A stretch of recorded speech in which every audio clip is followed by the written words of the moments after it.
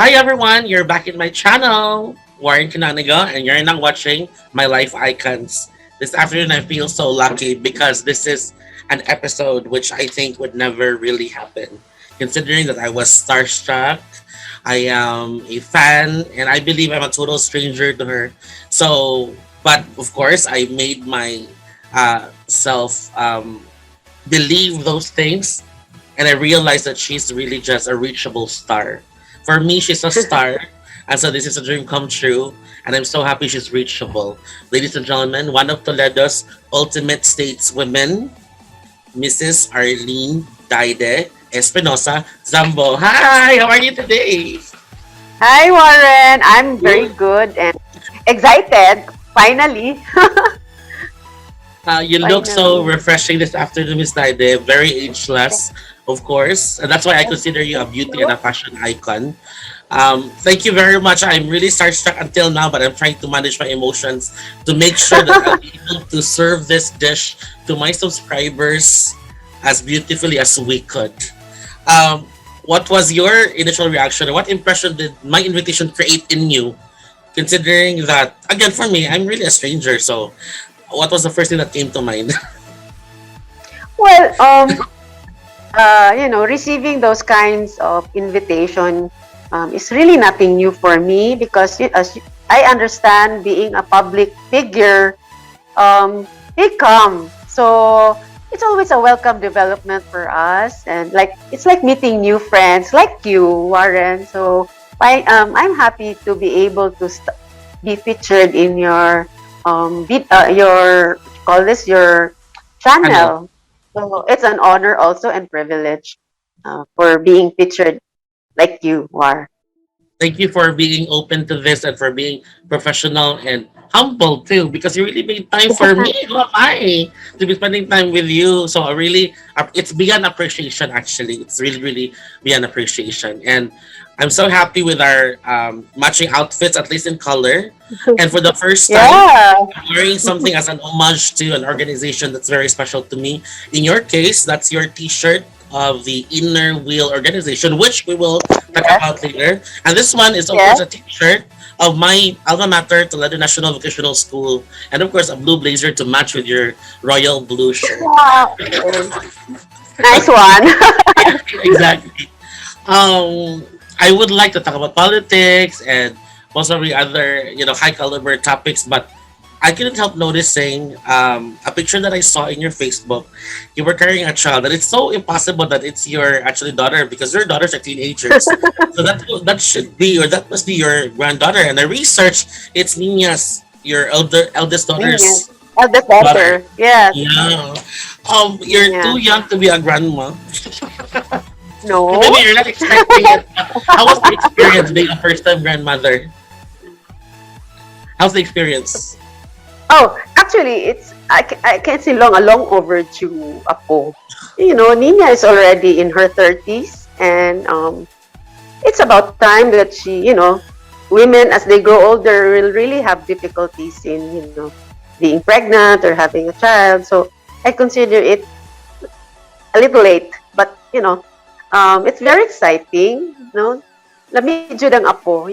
They always say that. No, I hear so many lolos and lolas saying that, and I see that also with my mom and my dad before when they with Ninya. No, love kay nila si Ninya. So it's the feeling aning balik karon ako. And honestly, because of the pandemic, we really had a hard time looking for a yaya who nga mo stay in because it's so difficult to have one nga magsud gawas Exactly. and being a baby, so we have to protect her.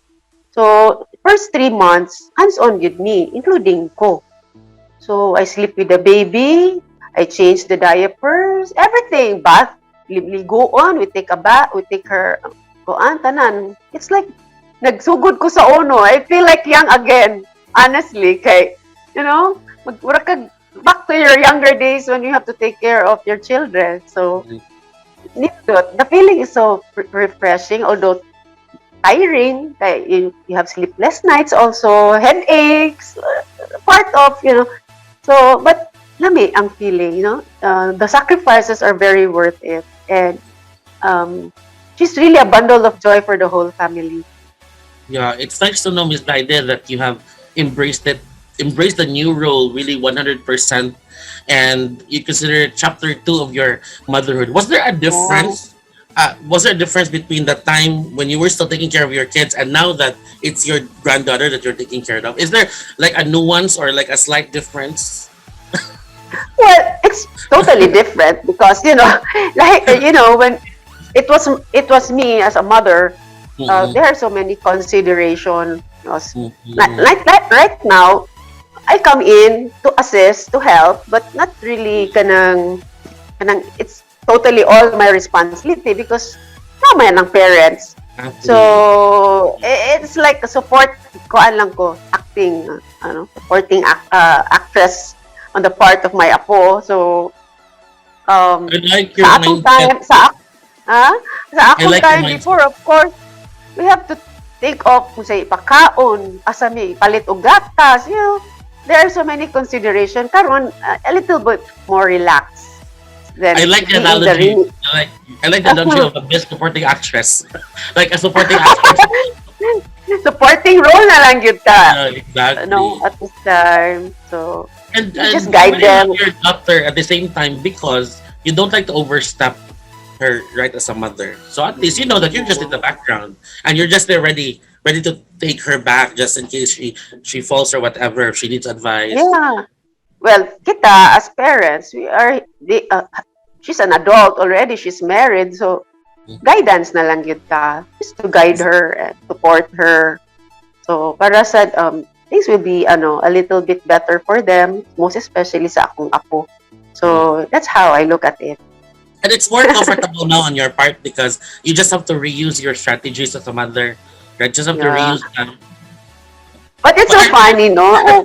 There are so many things we did before nga dili na acceptable karon, like even the doctors, no, like dili pwede ni sa una na, but karon pwede na as pwede sa una nga dili mga old beliefs ba in taking care of babies. But there are so many, like before, at 4 months old we start feeding the baby, but now it's already at 6 months, probably Mhm. because of studies nga mas maayo siguro nga later na ang feeding, like eating solid foods.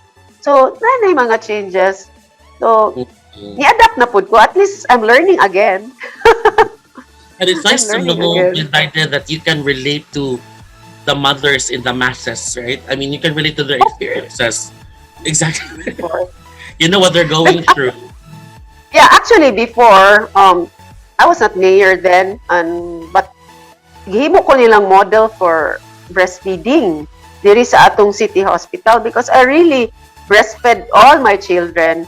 My My goodness. two girls, yeah, all the way to 9 months until mo di na magwanta kay mo paak naman. Mamaak naman, so I have to win them. So and I have trabaho na pod, and then mo na siya. So I also promoted breastfeeding. So mo na Mm, siya. Hands-on gyud sa kayo before. that is great. That's really great. And still, you did not actually, how do you call this? There was still time to pamper yourself because you're still really glowing and blooming, just like so. Yeah. Another thing that you did aside from taking care of your granddaughter, another thing that you did during the pandemic was actually to hone or to enhance your culinary skills until Mm. it became a business. So, can you give us some details about that experience? Yeah, pandemic was really, something I have to manage, especially me na I'm used to going out. I used to be so active outside, and then suddenly gipriso ta, we are, enclosed sa atong balay because we have to stay in your house, stay safe, and everything. So it come to a point that it was really like mental health not to bitaw. We have to manage it, depressing and everything. You feel useless. You feel sick because you're just at home doing nothing. So I saw the opportunity, like the delivery services. Kay everyone, there were no stores, no restaurants because tanan closed. So people were mas ganahan nga magpa-deliver at home, eat in the comforts of their home just to be safe. So diha ko nakaingon nga, why not start food business nga online lang, and then we deliver right at your doorsteps, at their doorstep. So we started with the dim sum.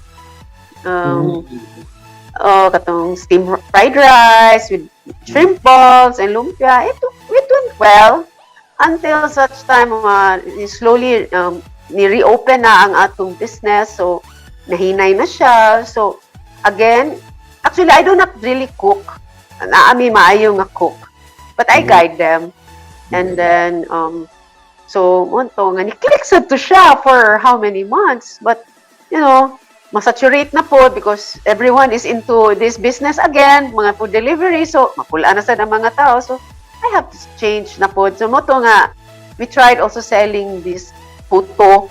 And then, I export the puto cheese. And then, actually, it's just an ordinary puto cheese. But, I was introduced to this flour, kaning glutamate. And then, I read about it na daghang siya mga health benefits. Like it's good for blood sugar, good for your skin, good for your hair. It makes you sleep well and everything. So daghang kayo siyang good health benefits. So I experimented to put it in my puto. So there, mura sila na kuan nga, glutamate kay na-fad man gito ang glutamate. Everyone was planting, looking for glutamate because you can also take it for like a tea, cha. So I thought of why not mix it with something para makaon na lang diretso, no? So, muto akong gimix sa puto. And then, siguro powerful di kayo ang Facebook. I just posted it and everyone was ordering it. So, well, wala na to siya. It started that way. Then, kanang puto, I actually really cook. Ako good. Ako mo mix and everything. And then, so, until sad nga, we develop other flavors like the pumpkin and the banana because I want it natural mga ingredients pa. So, wala siya. So, that's how kusina ni Nanay started. It's because of the pandemic. And, it's nice to wake up in the morning when you look forward to do things. Like, lain kay buntag, magmata ka niya, maghinuktok ka, you stare at the wall because you still, magtuon ka kung sa pa imong buhaton. But, kato is what's exciting at that time. I look forward to waking up because I have to, mix the, all the ingredients para sa mga orders and everything. So, and at the same time, it was also an income generating for the house help diri sa balay. It was that extra income for them. Actually, among gitigom ang ginansya and at pag December, ilang gi-share. My goodness. So it started as a family because na-add-on man to siya. And then it became a livelihood for a lot of women. Livelihood also for the household. There is a balay. So, may sila. Exactly. And you know what, Miss DYDEE? The fact that people responded favorably to your Facebook post is actually a testament. That's a proof that you are really and still an influencer, a positive influence, even if you're no longer in the office. So that's really, I believe you're right. That's also inspiring, right? Yeah. I was trying to, naman mo ingon nga, ako kuno nag-business pa kuno ko and everything. There's nothing to be ashamed of. It's clean business. It's for fun. So I was also encouraging small entrepreneurs to, go into business. Kay labi na karon nga it's very hard to find a job because of daghang kay nag-close down na mga stores and businesses. So start your own small business. That's why karon I'm even promoting small local businesses. Kay that's supporting also our economy in Toledo and most of all the sa atong katawhan nga who wants to earn an income. So I Yeah. was actually inspiring them and encouraging people to do business. Mhm. And one thing that I admire about your products is actually the aesthetics. So creatively presented. How I mean, who does the creative, the creative stuff? Siguro it's ako ra na tanan war. I mean it's my creative side siguro. I have always been an artist noon since my elementary days. I sketch. I am part of the art group sa school. So mo siguro that's the other side of me. It came out. It came. I mean, Yeah, it it's came already out. there in It's you. natural, yes. Yeah, Just waiting to be, explored and exploited. yeah. Because there was an opportunity, and There's an opportunity. I don't know. Yeah, yeah.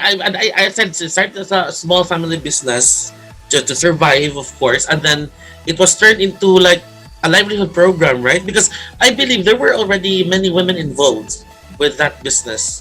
That's what I remembered. Mm. At least in Oh, Facebook. pero yeah, actually, it's the house help there is sa balay. Yeah. Mm, But before I was also into promoting livelihood projects to women groups clubs in Toledo. I really organize it because it's always my mugi na siya. It has been my passion to help women, not only having businesses or livelihood, but to train them.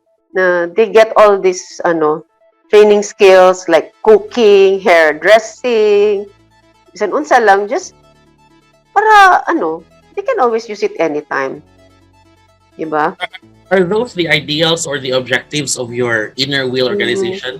Did it Yeah, ever yeah. go from there? Ah, Actually, the Inner Wheel is a club for women, to support women and children. So it's the counterpart of the Rotary Club, which is also close to my heart. Kay, my father was the before in Toledo, the president of Rotary Club Toledo before. So it was revived lately. So I accepted the challenge to lead the Inner Wheel Club of Cebu Toledo. and how are you related to the pioneering members, Miss Didi? Wala na, actually, they're not really the pioneer, but ang District Engineer Daisy Toledo was the one who really invited me to join, and she was the one who organized us. Actually, she's not now, na-transfer na siya now. She's now in 6th District in Mandaue. But muna yung legacy, she left the Inner Wheel Club of Toledo. So you're now the president, right?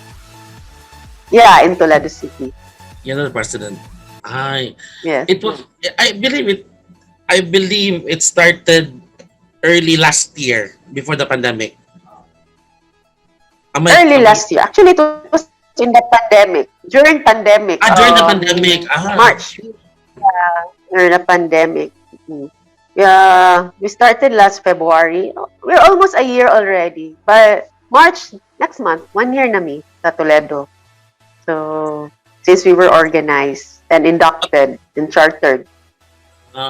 At the top of your head, what are some of the memorable activities you have already done it? What are some of the platforms that you would still be doing in the future?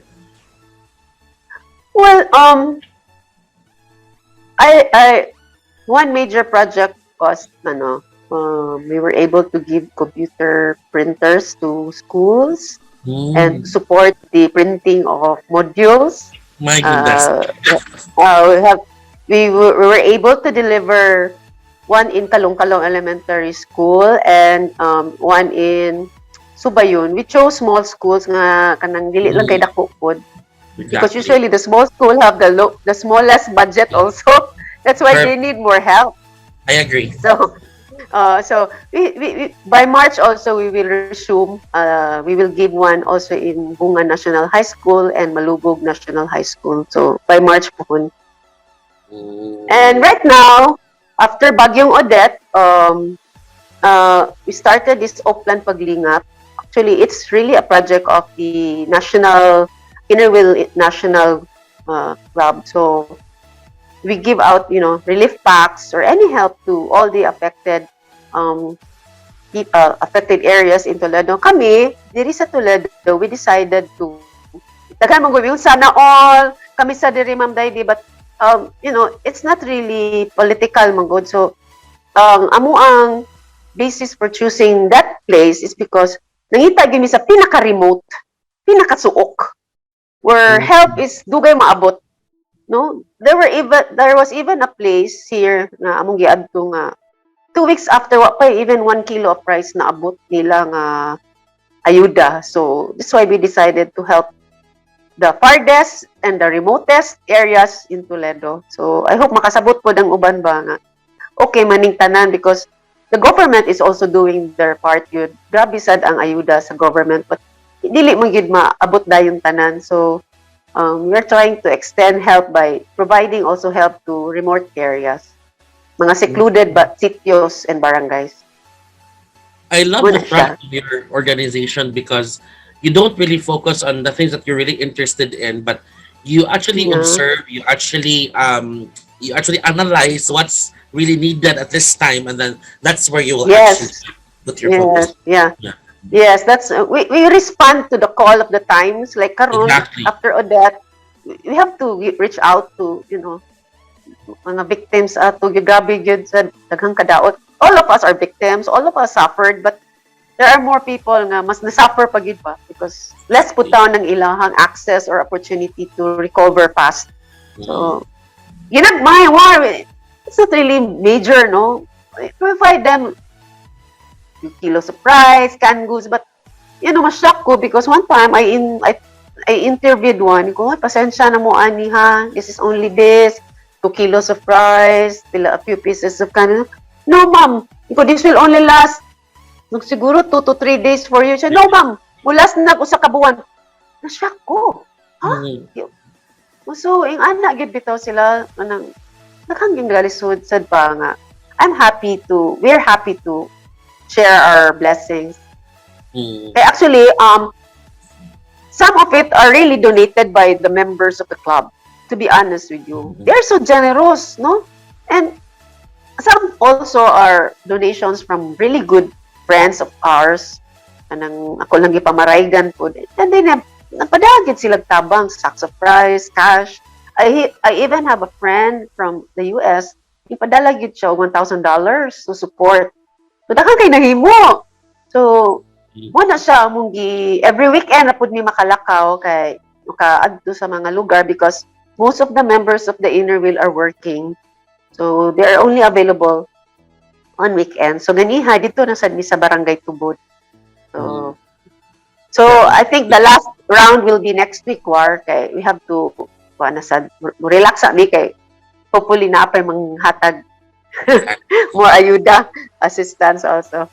You have to re-energize yourselves because if you don't, then you can continue with your humanitarian activities. Yeah, yes. And you're right, it's not about politics. It's basically humanitarian.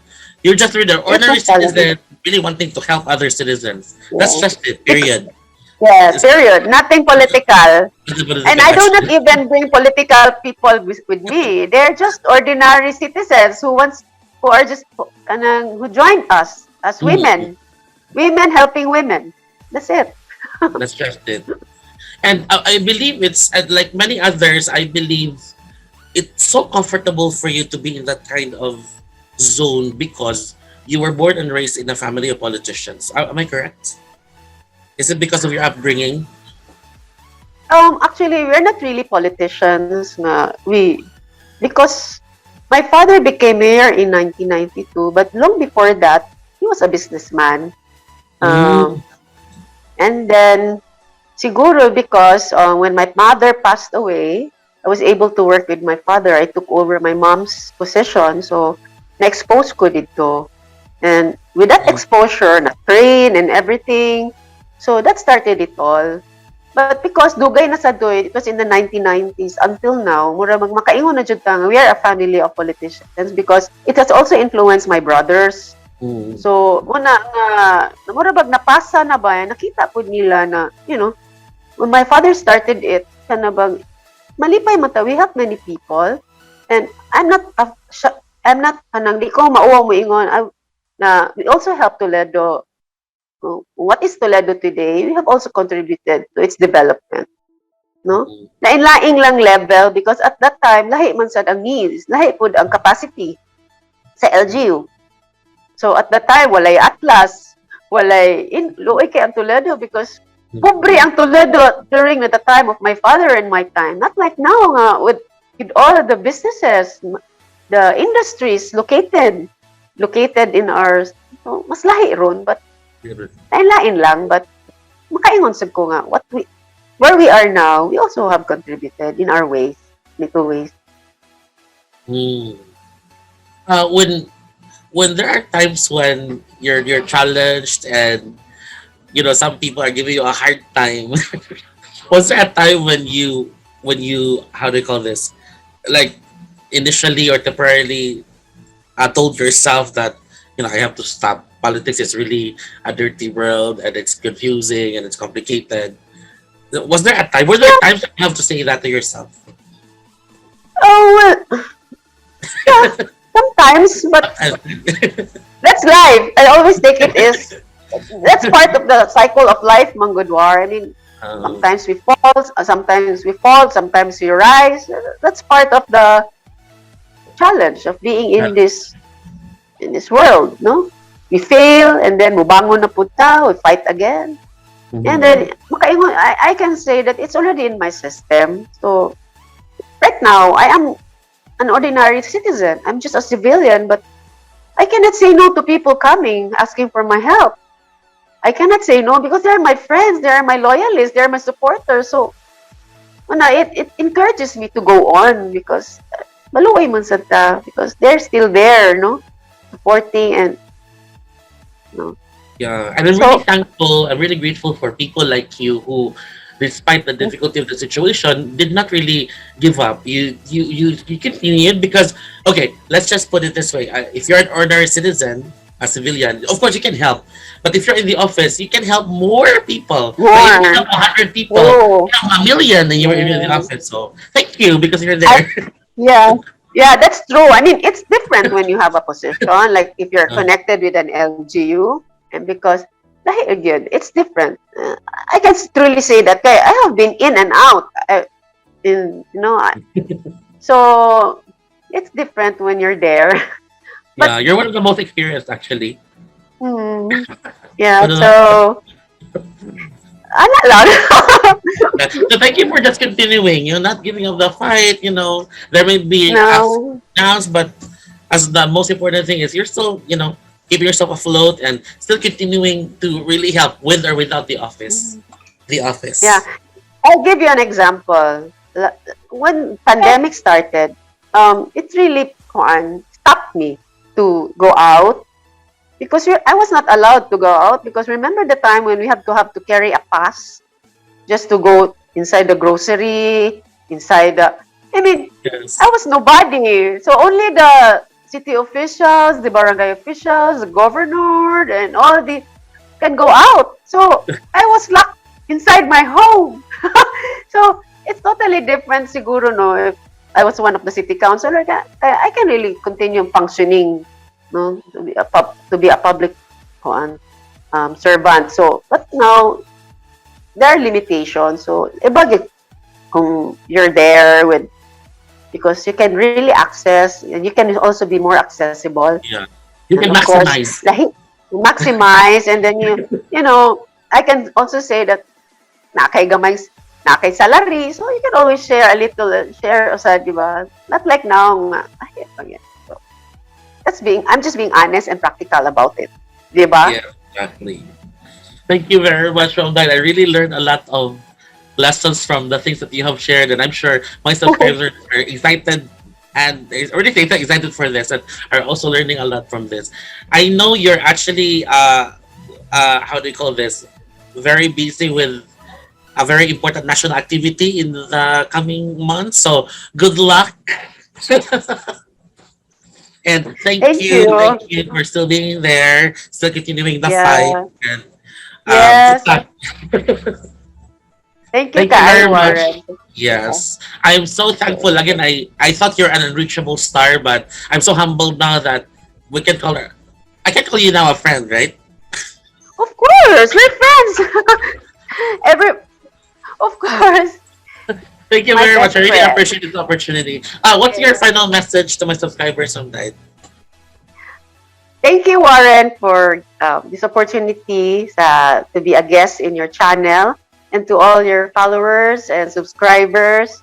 I greet you all a very happy Valentine's. No, it's Love Month, so I hope you will enjoy your celebrating it with your all your loved ones. So Yes. just stay safe, and pray and think positive all the time. We Thank love you, you. Mom Died. We love you, subscribers. Bye. See you. Bye.